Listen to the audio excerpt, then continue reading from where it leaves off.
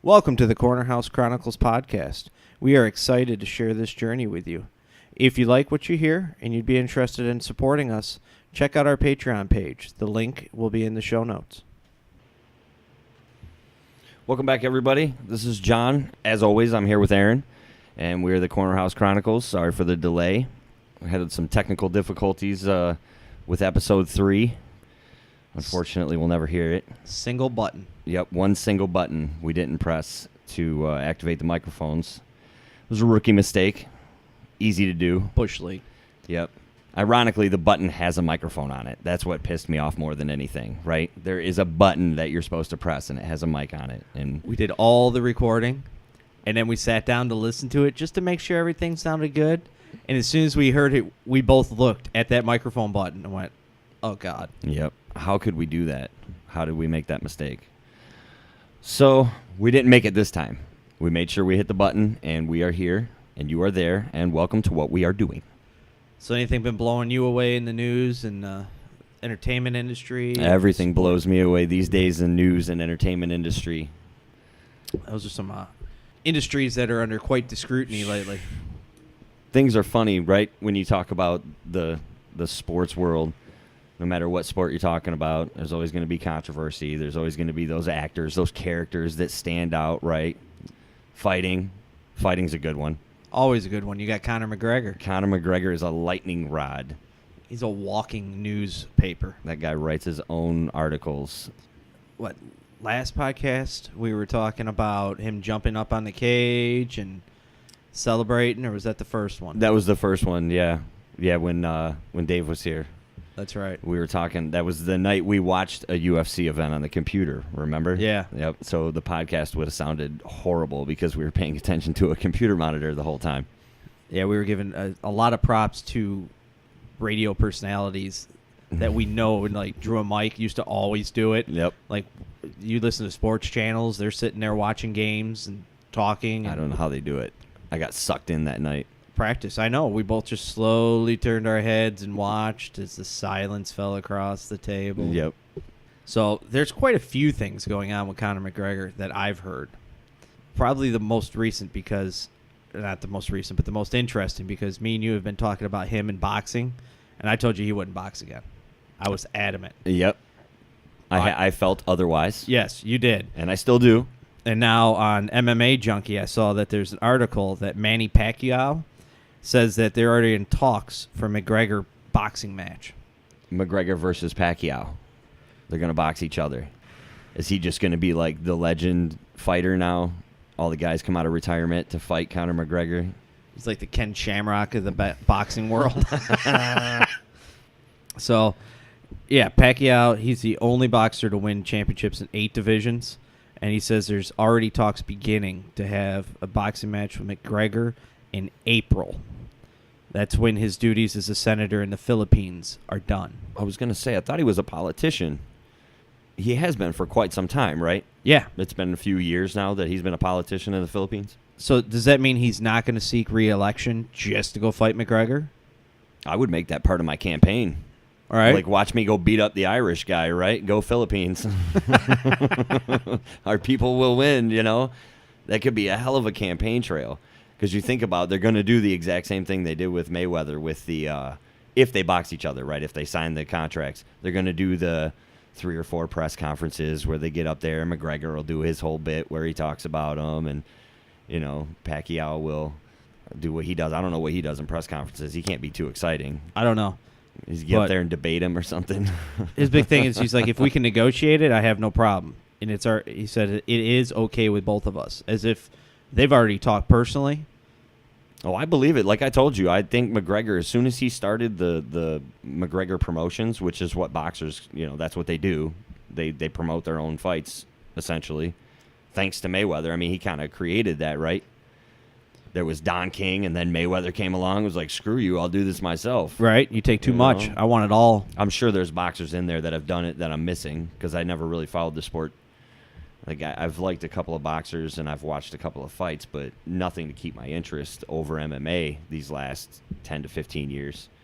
So if negotiations have to go down for that to happen, because, one, McGregor's still under contract with USC That's how he got the deal with Mayweather. Is it was approved by Dana White, and they got behind it. Yeah, I'm sure Dana White got a huge paycheck to It's an approve exclusive that. contract. So I'm sure he'll do it again. what if Dana White doesn't want him to go boxing anymore? I don't know that Dana White's got that kind of pull. Well, they're already in negotiations to redo his contract. I remember talking about that. Something you were saying he wanted a piece of the UFC.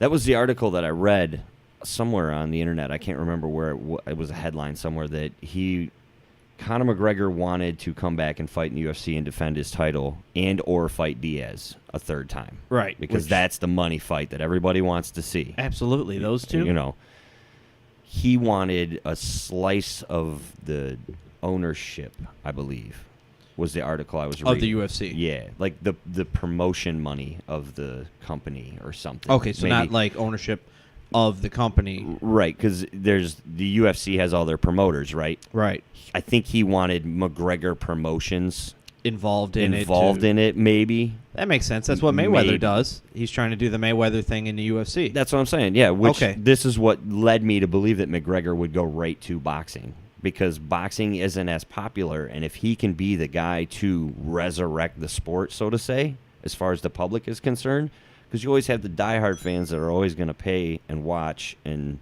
follow along, but just like every sport, it weaves with society. Things get popular and things have to become less popular.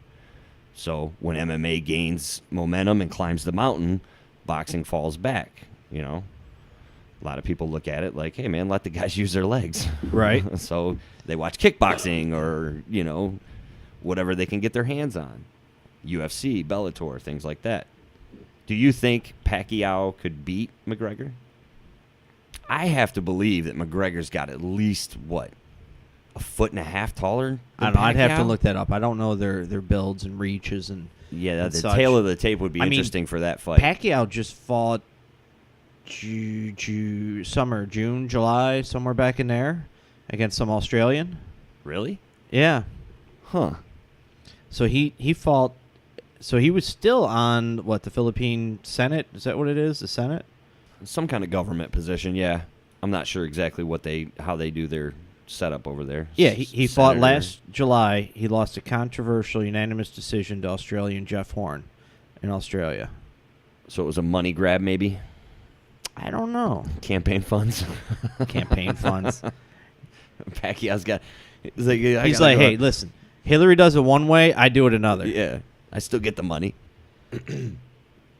I think McGregor would pull off the same kind of fight. Go out there and box until you can't box no more, and hopefully you don't get embarrassed. Well, he didn't have much time to prepare. That was one of the big things with the Mayweather fight, that it was relatively rushed. He only had, 3 months to train?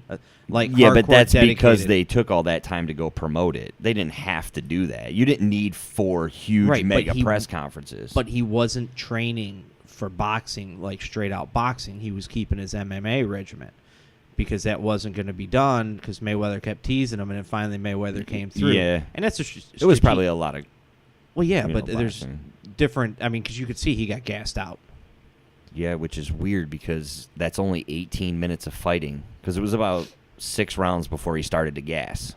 Right, but it's a lot more punches being thrown with the jabs and the footwork, where in UFC you can try and take him down, lay on top of lay him on and top catch your of him, breath. Yeah. There's natural resting spots in a lot of that, the ground True. game and things like that. Yeah, they're different beasts. So, do you think Mayweather carried McGregor in that fight? In the later rounds, possibly, yes. Early, I don't think that Mayweather was ready for what McGregor was going to come at him with the first couple of rounds. And then I think by round 5 or 6, like I said, when I think it became obvious to McGregor that he wasn't going to knock him out like he said he was. He shot for it, and he missed. And then I think Mayweather might have carried him the last couple of rounds and not embarrassed him, yes, personally. So Mayweather has heard McGregor suggest that if he'd been able to make the proper adjustments, or he'd be able to make the proper adjustments and be able to beat him in a rematch. Mayweather addressed this by stating that everybody trying to protest Mayweather versus McGregor fight, but I'm going to tell you all the truth. You know I carried McGregor. You know I made it look good for all of you. It's just something both of them have to say at this point in their lives, in their careers. The other thing was De La Hoya came out again saying something about he wanted to box McGregor afterwards. Like that was Pacquiao was more recent, but it was shortly after because De La Hoya was all against the fight and saying it was just a money grab and it wasn't a true boxing expedition. Just going on and on, right? Mm-hmm. So then after the fight, De La Hoya lobbied to face McGregor in a boxing match, and he openly criticized the Mayweather-McGregor fight. So in that same rant saying that Mayweather said that he carried McGregor, he said, wasn't Oscar De La Hoya the same one trying to protest and stop the fight? Now he's trying to fight Conor McGregor? Is he a hypocrite or is he back on coke again? De La Hoya. He was the guy that got caught in women's dressing up in women's clothing and stuff and taking pictures. Remember that? He was. He was an odd dude, huh? Turns out now he just wants to fight McGregor so he can get his money grab, right? Criticize the two guys doing it because I didn't do it first, and then go out there. It's now try to get yours. You had Mayweather fight him. Now you have De La Hoya wanting to. You got Pacquiao. It's like everyone in boxing wants a piece of McGregor. Do you think it's because they see him as an easy target? Absolutely. He sells. And it's big money. Yeah, it's all money. You get in there and throw hands, so what if he knocks you down? The only knockout that was important was the Mayweather one because he had never lost. You get in there and McGregor fights Pacquiao, it doesn't matter who wins or loses. They're both going to get paid, and hopefully you see a good fight. Same thing with De La Hoya. It might be a little more personal now. Right. If he's running his mouth and talking trash, literally, maybe McGregor wants to prove something against him. I have heard McGregor wants to fight the guy that was training with him. I remember. That got either fired or let go or whatever, that was, running his mouth saying McGregor wasn't gonna handle anything and couldn't fight. And then McGregor invited him in and then beat him down. I guess. They want to fight. So who knows? There's another MMA star that you said earlier was talking about going to boxing, right? Didn't you mention Diaz? Yeah. He was talking about going to boxing. Yeah, huh? He's been talking about going to boxing, and he told one of the I don't know which press outlet or MMA reporting, but he told him that the UFC offered him a title shot at any weight class he wants to stay. To stay and not go to boxing? Or not tease it, because I assume he's under an exclusive contract, like all the signed UFC Yeah, fighters. they all have to be, right? But maybe his contract's up. Do you think they sign by years or by fights? I would assume it's by fights. So say you sign a contract with the UFC as an MMA fighter, right? You would sign a 3-fight guaranteed contract. Now that contract could stretch a year, year and a half, 2 years, 3 years, depending on how long you take in between fights, right? Essentially, it would be on the fighter. Oh, wow. I didn't read the tweet that Diaz put out. Oh, okay. So he sent out a tweet on December 8th. UFC offered me a title fight in any weight class. I'm cool, though. I'll give them a shot when they do something good. On to the next sport for now. Boxing glove, boxing glove. I don't understand why it's a problem. Besides money, obviously. Don't get me wrong. I'm not stupid. I get it. It's all about the money. But why wouldn't, instead of fighting that, why wouldn't Dana White just be like, okay, I'll just buy into boxing now. Just make a bunch of money as my fighters jump back and forth between sports. Because he's not a licensed promoter in boxing. What would it take to become a licensed promoter in boxing? Well, you can get the license to promote, but then the venues, the actual events have to use you and not Don King or not Mayweather's or not. He'll essentially be blackballed. He doesn't get to choose it unless he's putting on boxing fights. Right, that's what I'm saying. Zuffa would just buy into boxing and start throwing boxing events. Proposition.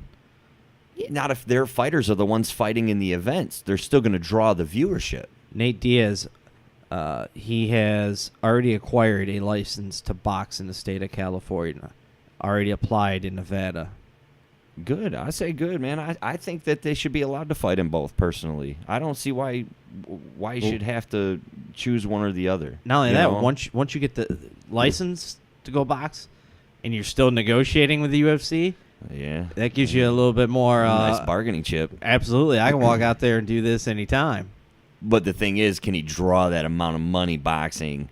You know, he would have to self-promote the fact that he was switching to boxing because, you know, he's not going to have to if it was on bad terms, I'm saying. Any fighter, not Nate Diaz. Any fighter. Even if it wasn't on bad terms, he has a following similar to McGregor's in the loyalty, in that they love him for his antics. Yeah.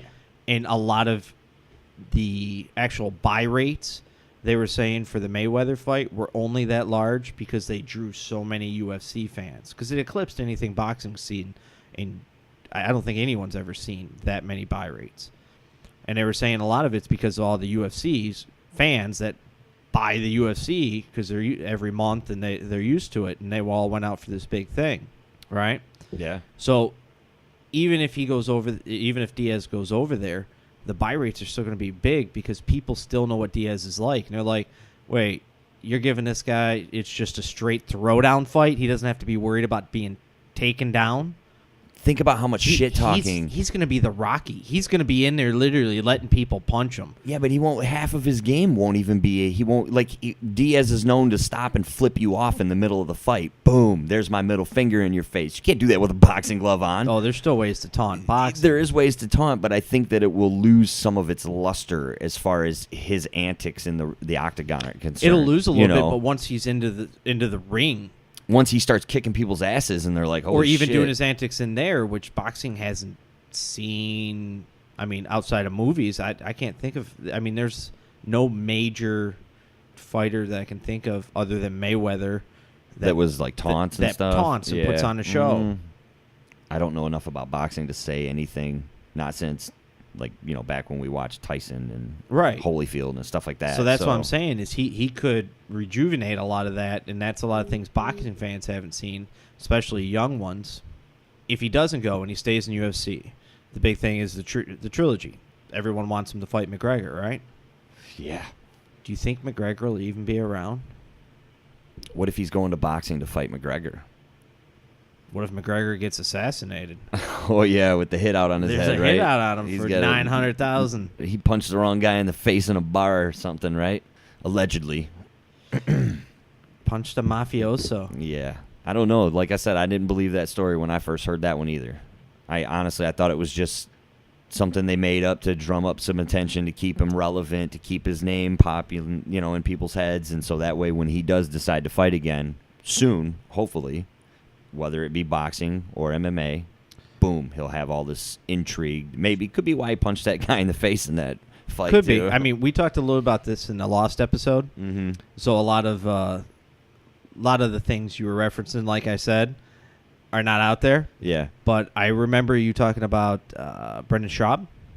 Brendan Schaub, yeah, he was on Joe Rogan's MMA podcast, and he was saying that he was getting texts from people in Ireland who said that it was a legit story and that he was in a bit of trouble and he might want to get the checkbook out so he can keep walking the streets or something. I don't know. I don't remember his exact wording, but I guess he would have way more insight than I would. Right. But and I remember it's the fan in me hoping that it's not true, I guess, maybe. That could be it, too. I don't remember if we talked about it on the podcast or not, but I remember we were talking about McGregor and him opening up like a camp or a boxing gym or an MMA gym or something like that. Yeah. And we talked a bit about why I watched a documentary on him about people always tell him, just go open that out in Ireland, go do it at home. And in there he was like, no, I everyone around me I trust and I'm loyal to, and I expect them to be loyal to me, and I take care of those around me.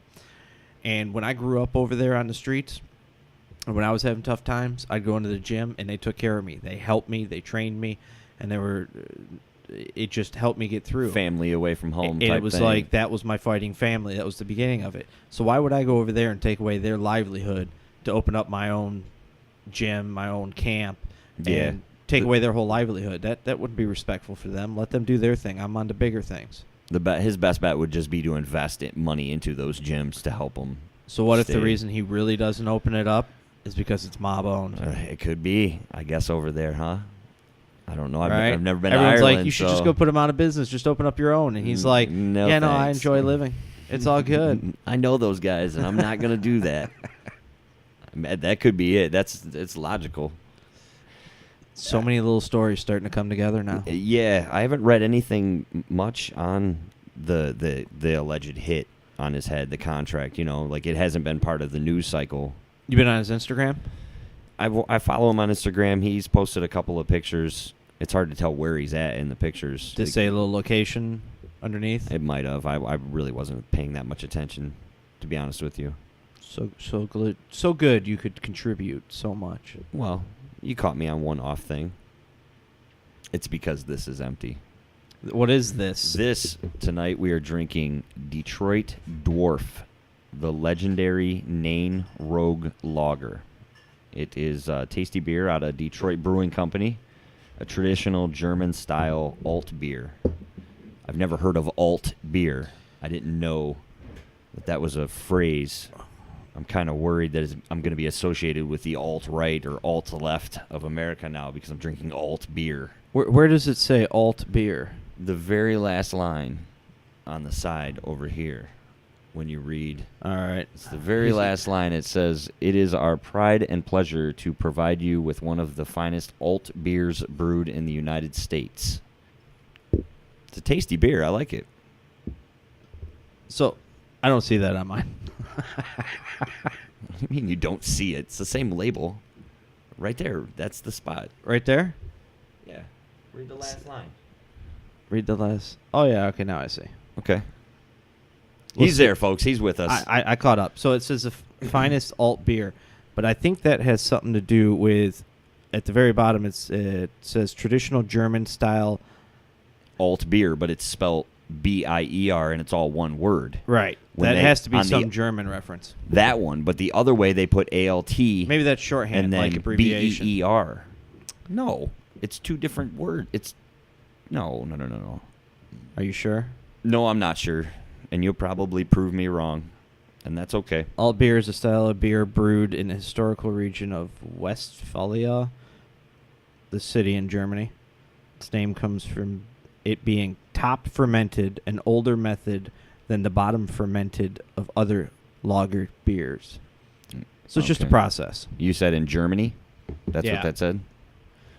Okay. That's So- cool. The Detroit Dwarf was inspired by Nain Rogue, French for red dwarf. The little logo. It's like a little red demon guy. Demon Dwarf? Yeah. The Detroit Demon Dwarf It's a sounds cool like a logo. soccer team. It's good beer, though. Tasty. We'll post a picture on Instagram so people know what the hell we're talking about. Yeah. I do have an in on some homebrew that we're going to try. So do I. And there is no official name for it yet. We're going to call it Project A or Project X or something. I don't know. But So we have two home brews. 2 homebrews coming. Well, I have Dave working on one. Okay. So we'll see if that happens. Okay. Mine's going to be a 6-pack of 6 different, 1 bottle of 6 different kind of brews. A little sampler pack. Yeah, sampler pack. That's a good way to put it. Yep. I don't know when it's coming, but it's coming. I talked to him today, so we'll see. So we'll have to get out like some glasses and split some beers. And Yeah. Do it all classy like. we'll have to have him in January. We'll just have him as a guest. Yeah. You can just bring it right over and we'll all drink it together. I heard a rumor you're guaranteeing guests by January 1st. It's a rumor. But January we should be having some guests. So if you're interested, go online, fill out the application. Mm-hmm. No, it's invite only. The application is, hey, I'd like to do it. Okay. Come on in. I did get a little bit of critique from episode 1. We started out talking about Charles Manson. And We did. it was brought to my attention that I didn't know enough about Charles Manson, and I should know more because I claimed that it interests me, which it does. People like that do interest me to a point, only a certain amount of my energy because it's scarce. So when I was told that I didn't know enough and that I didn't say enough, my only response was, well, you should have went on our social media page and called me out on it. So, public invite. If I or we say something and you disagree with it or you think it might be wrong or you want to have a little fun, We always have all our social media sites that you can jump on. Go to the website. And we won't block you. No blocking. Nope. It's open discussion. This is a safe space. You can say what you like. Safe space. That's my definition. And please be kind. I'm just kidding. Please be kind. I'm kidding. Don't rough me up too much. I may melt, I don't know.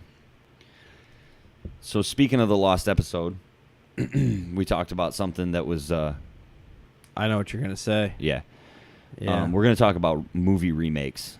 And I want to pick your brain for a second about how you feel about movie remakes, because we didn't really cover how you felt about it last time. Well, We they have just no talked about it. They have no idea about last time. No, I know. We're going to reference it a couple of times. It's All right. it's okay. That's why we're talking about it. And I'm still kind of hung up on it. I'm All right. I'm intrigued by the thought, yet scared of the outcome, if I can word it like that. So, for those listening, the most recent one that we've discovered is War Games is going to be rebooted. Yes, you just brought that to my attention tonight. Yeah. War Games. And it totally wasn't Classic. what you want to talk about. Totally. Well, no, movie remakes. It's okay. All right. It's I think they're going to screw this one up. War Games. You think they're going to screw Absolutely. that one up? That was the one with Matthew Broderick. Matthew Broderick. Okay. It was during the Cold War. Hacked into NORAD system, tried to play a game, Yeah. ended up setting off nuclear war just about. This was like late 80s or mid 80s or something, maybe. The original? Somewhere. It had to have been back then, right? Yeah. Okay. So, and this new one is going to be focused on like modern day hacker group, I guess. And I guess the trailer, its big reveal or teaser was about a lot of the hacks that have happened recently, the Equifax, the Yahoo, the important ones. important The ones, big and they ones. kind of hint that they have something to do with this. And So somebody's essentially rewriting a movie script based around actual events. it seems like kinda. they're just taking the name and using it liberally. It's just I can't see how it's going to relate to that because it seemed more like a time period piece. As weird as that sounds, just because it was based around the Cold War. America, Russia, all the tension, and then the nuclear war. Yeah, because it was like he was going to start World War III or something, right? Yeah, okay. And so it was around one person, Matthew Broderick's character, about him doing it. And I mean, this was back. They had like floppy disks, and It was 83. Yeah, was when the movie it came was out. like- So yeah, so for them to modernize it, it almost like it takes on a whole different. It's like they're just bringing the name along. yeah, which is probably what'll happen, right? That's what I have a feeling. They've kind of done that with a few movies. That's part of what scares me about this one that All right. I'm worried about. Which one? The Crow. The Crow. The heavy rumors that they're remaking The Crow and that Jason Momoa dude's gonna star in it, which just worries the bejesus out of me, because that's one of my favorite movies of all time, The Crow. I agree. I love the movie.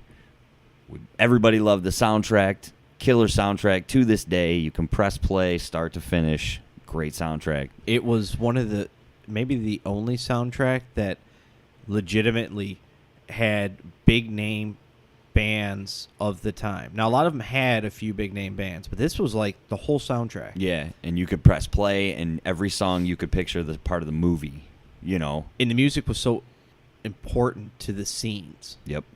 That's what I mean, yeah. It really set the stage for what you were watching. So whether Really you're watching brought a movie, in. you feel the music, or you're listening to the music, you start visualizing the movie. Yeah.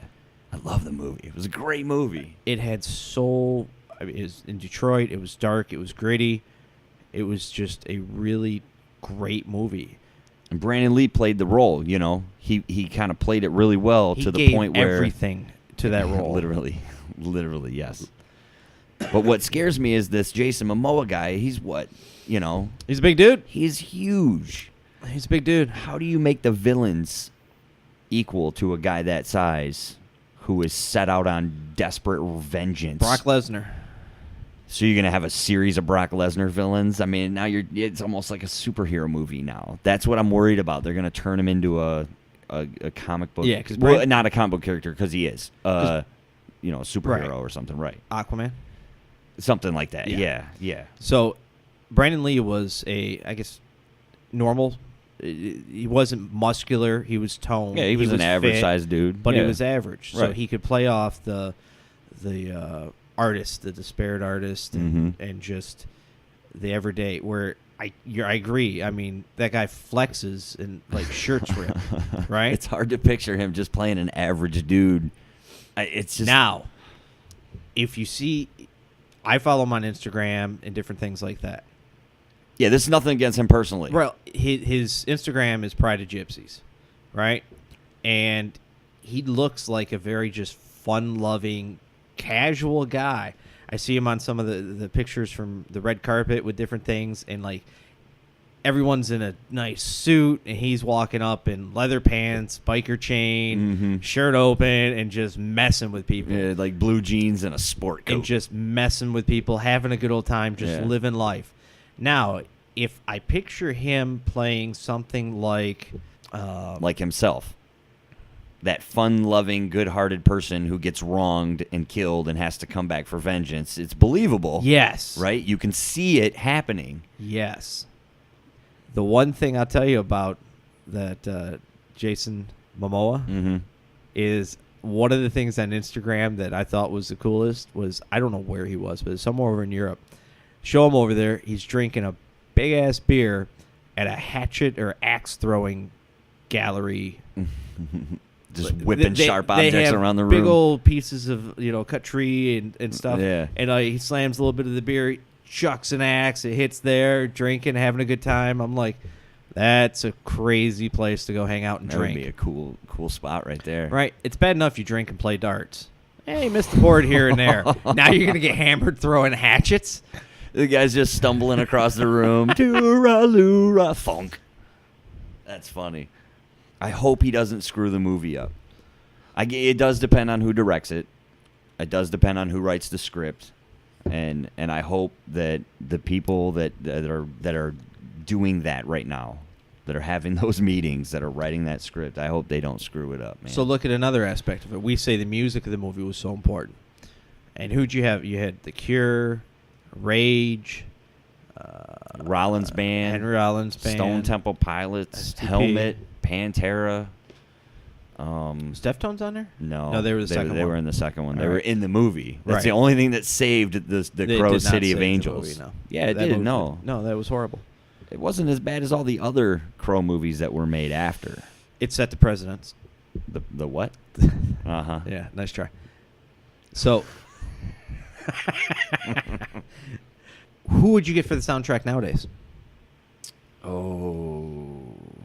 See, that depends on T-Swift? what kind. Yeah. T-Swift is. They're gonna put her write in the movie. She'll be the love interest, Right? Yeah. No, it depends on what kind of scene they want to set.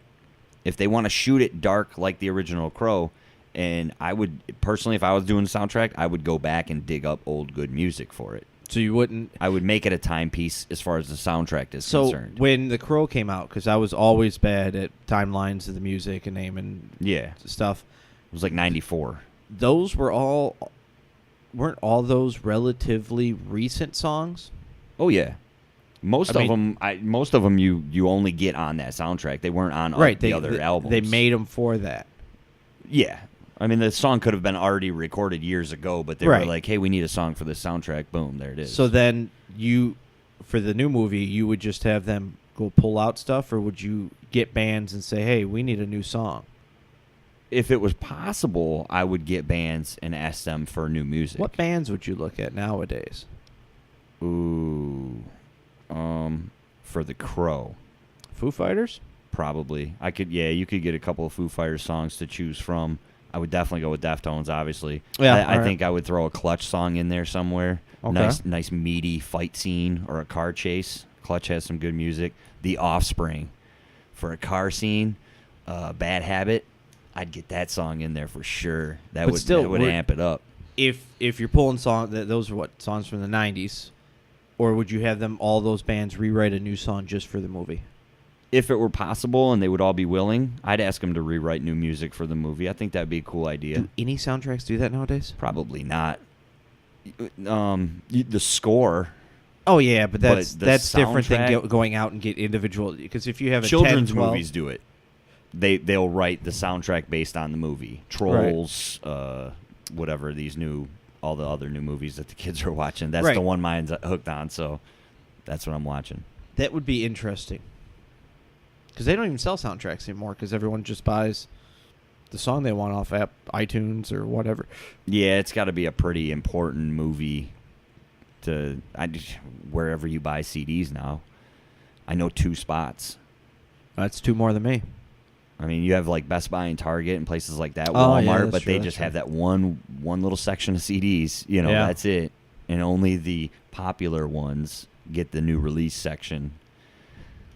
I'm rare that I still buy CDs. I know a lot of people that don't. You still buy them? I do. Wow. I support the bands that I like. So there's a fun fact for you. Yeah. Yep. I still buy CDs. But like I said, it's only the bands that I support, the ones that I still... Last CD you bought? Last CD I bought. Stone Sour just put out a new album, and I was in Best Buy and I seen it, so I picked it up. Fantastic album. Corey Taylor that dude's a hell of a songwriter. And then before that, I couldn't tell you. It's been a long time since I bought a CD. Probably the last Deftones album that came out. I generally buy their CDs, like I say. I literally cannot think of the last CD I bought. The Crow soundtrack. I did buy that. That was a must-have. I seem to believe that it was a comedy CD. I want to say Mitch Hedberg. Oof. Okay. Yeah, that was a long time ago. I believe it was after I went or before I went and seen him. That's probably, 10, 12, 13 years ago? Yeah. At least? At least. Maybe 15 years ago? It's probably rolling right up on 15. Nice. Now you're dating yourself. I like it. Yeah. What were we talking about? Movie remakes. Oh, wow. We got away from it. We did. We drifted a little bit. It's easy to do when talking about music, especially with me. I'll go on all day. Yeah. Music, forget about it. I'll just mute the mic. Just take it away. Radio for one. Mm-hmm. That's the one thing I've always been able to keep up with is music. Everything else comes in waves and goes just as quick, as it gets here. So if you had to name, we'll start with one movie that is an iconic movie. Could be just iconic to you, could be iconic in general. Mm-hmm. Just one of those movies that are considered just memorable. Everyone knows it. You mention a scene from it, people know it. Okay. Name one that you would hate to see remade. Pulp Fiction. Godfather. Yeah, Godfather. That would be a good one. I don't think they could ever get it like that. No, they couldn't. Pulp Fiction. That's an interesting one. I don't really think you could remake any of Tarantino's movies, really. Like, that guy's got a style. He does. And some of them are the same. They follow the same pattern, but they're a totally different style of movie. And the homages he gives, that most of them I don't get. Like, my brother will pick up on them. Yeah. Or you'll hear him in an interview, and he's like, yeah, I did this because it was based off this guy that did this in the 60s, and this guy did this in the 70s. And you're like, damn, I thought you just came up with that. I'll still give you credit for even incorporating it. Yep. He's definitely got a style. I don't think you could remake any of his movies. First movie of his you seen? Was probably Reservoir Dogs. Probably Reservoir Dogs. We all watched it together. There's a bunch of us. Yeah, it was that one. You ever see True Romance? That was absolutely. a good one that a lot of people don't know he did. Absolutely. That was a great one. Christian Slater. Uh-huh. Hopper. That scene between Patricia Arquette and James Gandolfini, that fight scene. Oh, man, that's a great movie. So, that was a Christopher good Walken. movie. Yeah, Walken and Dennis Hopper. That scene, too. Oh, that's a great movie. True Romance, man. If you haven't seen it, check it out. So, after we saw Reservoir Dogs, do you remember the next Tarantino movie we watched? Because we started looking them up and trying to figure out what other movies he made. It wasn't Pulp Fiction, I'm guessing. It was not. 4 Rooms? It was Okay. 4 Rooms. Yeah, that was another one that we watched quite early. What was the other one he did? Chopped off the finger. That I didn't. Madonna was in it. She was a witch. Antonio Banderas. I forget about that one. You know what? The other one, it might have been actually From Dusk Till Dawn. I might have seen that one first. Ooh. Because I remember watching that one really early when I, started watching his movies. I don't know the dates, but I believe 4 Rooms would have come out before that. But I don't know. You watched any of his recent movies? Hateful Eight. Nope. Didn't see that one. Did you see the World War II one? Name's escaping me with Brad Pitt. Nazis. Inglourious Bastards. Yeah. Nope, I didn't see that one either. Really? I don't watch a lot of movies nowadays. That's a bad thing. I don't make a lot of time for them. I definitely don't go to the movies. But then when I'm at home, to give an hour and a half and sit down and watch a movie, it's... Did you hear the next movie he might be making? Tarantino? Yeah. No. There's rumor that he's in talks to direct the next Star Trek. Oh, I see. I don't know enough about Star Trek to know if he can screw that up or not. Well, he's only going to do it. He's already made a demand or a requirement. A demand. He'll only do it if he can make it rated R. A rated R Star Trek. Should have some good fight scenes in it, right? Could you imagine? I mean, that's always been PG TV. Yeah, who was the guy that starred in Star Trek? The bald guy? What was his name? Jean-Luc Picard. Yeah, there you go. That's it. That was his Star Trek name. That's not his real name? No. Captain Picard. Oh, yeah, duh. I'm an idiot. You mean Patrick Stewart? That's it, yes, Patrick Stewart. So... he just did a string of commercials recently, too, didn't he? Yeah. Patrick Stewart? Yeah, okay. So he came out, and he was in the said TV he'd show. embrace an opportunity to return to the USS Enterprise legendary captain should Tarantino's newly revealed project come together. So Patrick Stewart wants to do it. He'll do it if Tarantino directs if Tarantino's in on it. Huh. Tarantino. I haven't watched enough of his newest stuff to know if he's still a good story Could writer. you imagine all the Trekkies sitting there in the theater for a rated R Star Trek? Oh. The lights go down, and he directs it just like Pulp Fiction. First scene, the starship blows up, and everybody's Right. like, "What the?" Or something, like that. Any of the weird ways that, because he was, in our time, revolutionary in the way he directed movies.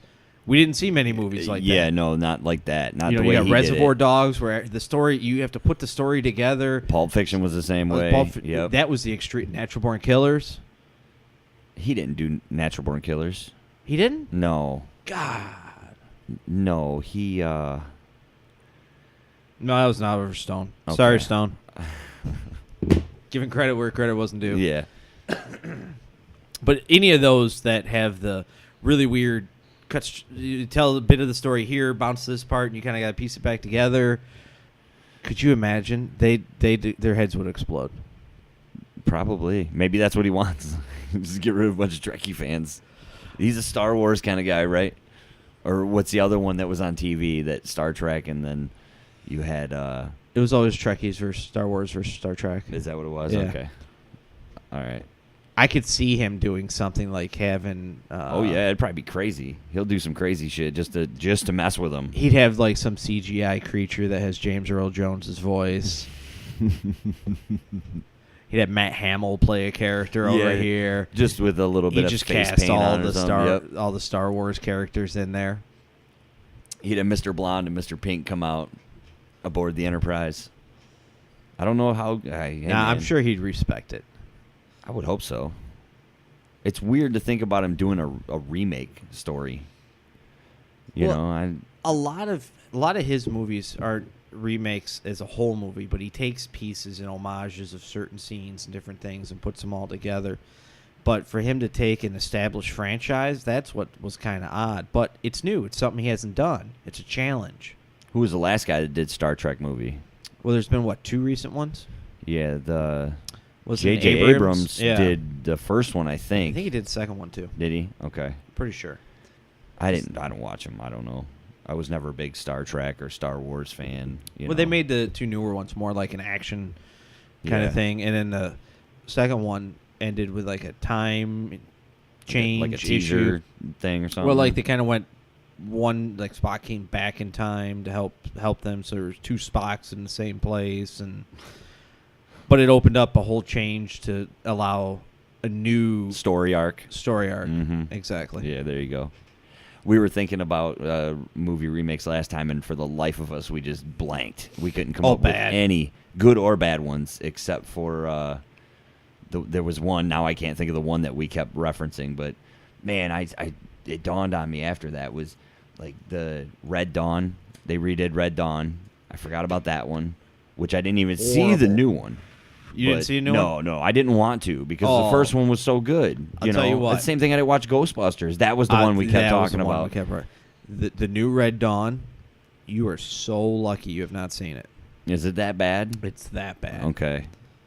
I didn't want to because I liked the first one so much. Another first one was great. And they've remade this movie so many times. Planet of the Apes. Yeah, I don't know. That's more of a reboot, I think. Well, they've done it 3 different times. Yeah. Well, I think it's the same story arc going on. Well, no, the last 3 movies have been all of the same franchise as far as the story arc, yes. But they had the one where Marky Mark was in it, and they went to the planet, and they had... That's right, and he decided, I can't deal with apes. I'll go fight Transformers. Yeah. Shit, he just had another new movie come out. Marky Mark. The Daddy's Home? No, it's a serious movie. I think he plays a lawyer or something. I don't know. I can't remember. That Daddy's Home looks good. The first one was funny as hell. First one was really good. And then this one, they're bringing in what? Mel Gibson, John Cena, and the guy from Lithgow. Yeah. They got a Wahlburgers about to open up here in Taylor. Sorry, in Taylor? Right there next to Hooters, the old big boys. Really? It's the Wahlburgers. Yeah, I don't get right out off much. the freeway. I don't get out. I thought you were about to say Detroit, and I'm like, yeah, that's been open, asshole. No, he was just here not that long ago. He popped into Greektown, surprised everybody. That's right. Because who went down there? A cousin of ours was there when he was there. I know that. That's right. But yeah, they've been delaying that damn Wahlburgers for whatever reason, and now they got the windows are in finally, and there's a sign, and they're moving. You gonna check it out? With that. Yeah, when the popularity dies down a little bit, I'm not gonna go stand in line for a hamburger. Not like the first time Sonic came and they had cars halfway down Ford Street. I've never even eaten Sonic. They have really good slushies. That's what I hear. They have mad amount of combinations that can be made. Yeah, I don't know. I wasn't that impressed. Okay. The Wahlburgers, same thing. It reminded me of Culver's. You had Culver's? That I have had, yes. It just very bland. Yeah. We'll see. Wahlburgers could be cool, Hopefully they make, he comes in here, makes a cameo or something. They bring Donnie Wahlberg and Jenny McCarthy will come down to Taylor. It's right across the street from that new Menards that's opening up. See, if place is huge. If you had a choice to go get a burger from anywhere locally, where would you go? Locally? Within a 15, 20-minute drive. That's hard to say. There's a couple of good bars that have some pretty decent burgers. All right, let's exclude bars. We're talking like fast food joints? I'm going to go with A&W, man. There's nothing beats a good A&W burger. Checkers, Big Buford. Checkers is good, too. You usually get a checker burger and some I loaded fries. I wasn't going with the fast food. I was thinking Five Guys. Oh, yeah, that's good stuff. That's really good. Yeah. There's a couple of places that make a good burger. I'll tell you what, for those that don't like Applebee's has a good burger. I don't believe it. I'm telling you, they put a fried egg on it and bacon. Oh, man, it's a great burger. I can't remember the name of it, but I have Leftovers? No. It's a good burger, man. I don't know why people don't like Applebee's. They suck. Why? It's good food. I've never had a bad experience eating there. Personally, maybe it's just I picked the right times to go or something. I don't know. You lucky. There we go. Maybe that's it. Maybe I'm lucky. That's the only thing I'm lucky in. Is that I haven't had a bad meal at Applebee's. That's my one lucky card. I have no luck in life, and from now on, I'm going to be like Applebee's. Yeah, there you go. Shut up, Applebee's. I'm going to get you a shirt. I'd rather be so much luckier playing poker, but I got Applebee's. Everybody else hates the place. I guess I'm eating alone then. I guess we can't have a Christmas party at Applebee's, right? Yeah, I probably wouldn't make it. Half the show will be there. I just call them, tell them, hey, save that fried egg. Just Skype me in. You been playing poker at all? No, not at all. I thought you were playing online. Nope. I don't have time for one. I want to go play bad. Yeah. I have no time, no money.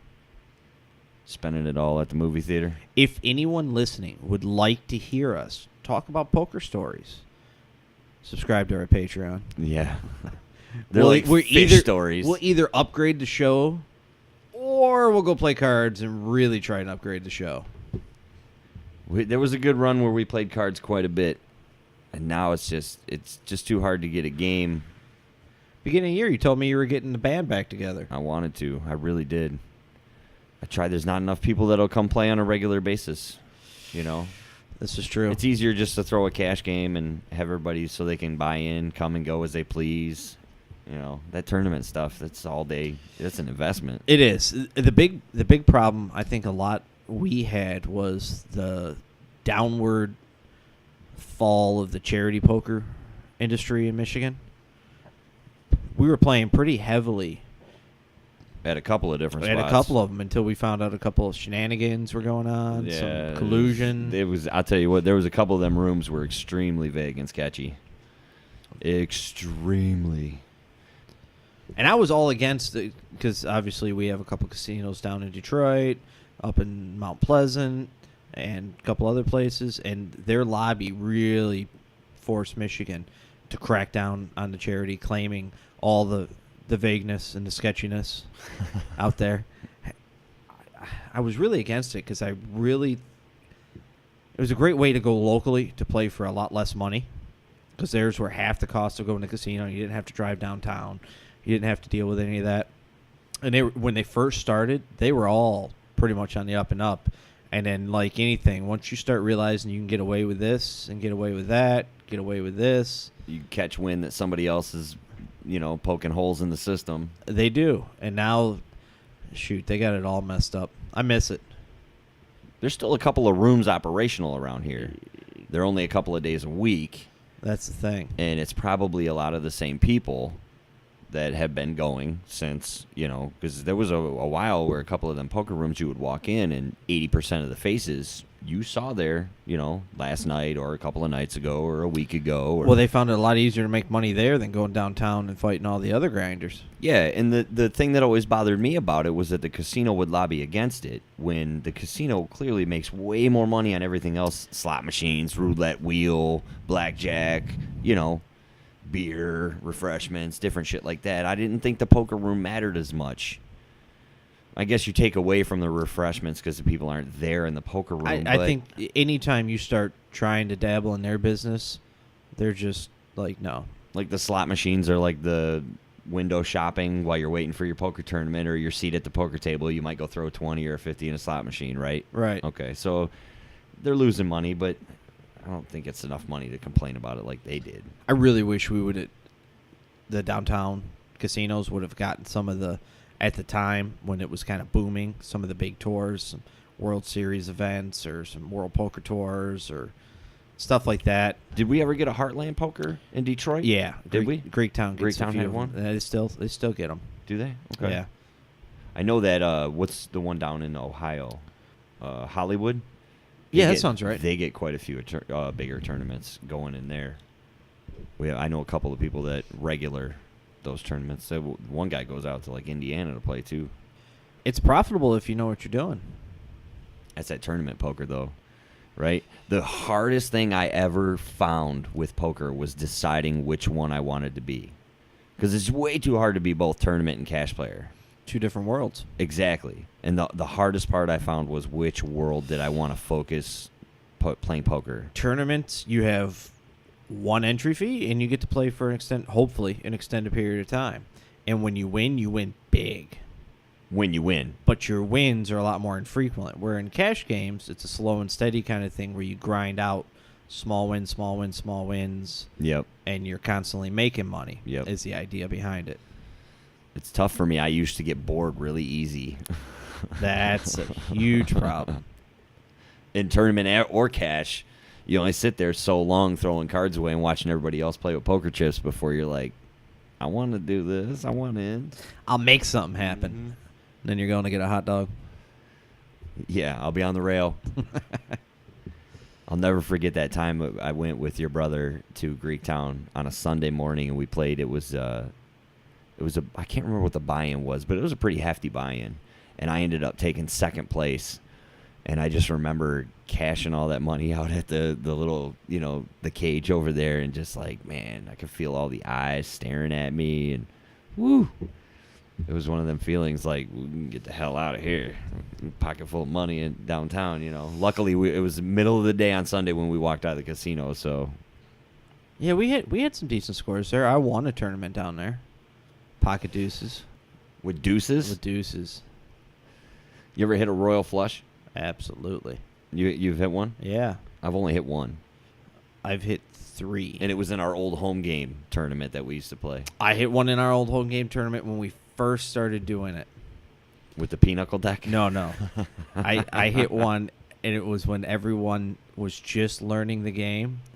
I flopped it. Along with myself, there were 3 other people all in by the river. Because someone else hit a straight, someone else hit a flush, and someone else hit a set. Yeah. And I never had to raise a single time. All you had to do is just sit there and Call. count the chips that were coming your Call. way. Yep. Call. And then they all flipped over their hands so happy, and I'm like, here it is. Mm-hmm. This is what the winner looks like. I do miss playing poker, too. I do miss it a lot. We had a couple of good nights where we'd go out, and I remember hitting a couple of good scores. One night, really good one at the local poker room. I was hammered. Had no business playing. We were playing, what do they call that, where you play, is it round by round? Yeah. Where you play Hold'em and then Omaha. Yeah. And I don't remember how I got sucked into playing this game. I was just sitting at the table. Yeah, everybody else votes yes. I vote yes. Okay, let's play it. And it was like the second round was the Omaha. And I ended up winning a huge pot from this dude. He was so mad. Because I just flipped over my cards because I didn't really know how to play Omaha at the time. That's a totally new game. Right. And he's like, holy cow. And I won this huge hand, and I think I stuck around like maybe 20 minutes. I bought the table a drink. Bought table a drink, fold. All right, I got to go, guys. You guys want to count this up for me over here, charity people? Oh, yeah. Need some more chip racks? The good old times, man. I remember. And then I went back in there a few nights later or a week later or something, and, I had no luck. Obviously, because it's poker. Yeah. One minute you're up, and you just hope the next minute you're down. It's not at the same time. The same game you're sitting at. It was always a good time though. If we could go get enough people to get a home game going, that'd be sweet. We'll have to look into that. It's easy to do in the summertime. Get a bunch of people because everybody's out doing stuff. You get the winter time. It's you can make plans for everybody to come over on Saturday night, get your poker chips out, and get a bowl of potato chips and some beers, and then it snows 6 hours before your game is supposed to start. And other problem. Nobody leaves the all house. of us have families. Yeah, we're a lot older now than we were back then. There's kids involved, and yeah, we play 5-6 nights a week. Yeah, regardless of whatever else was happening in life. Jobs, well, it was nothing to find a poker game back then.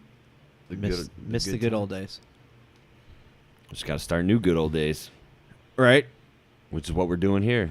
This is what we're doing here. At the Corner House Chronicles. It's what we're doing. We're starting new good times. I'm having a good time. I hope everybody else is.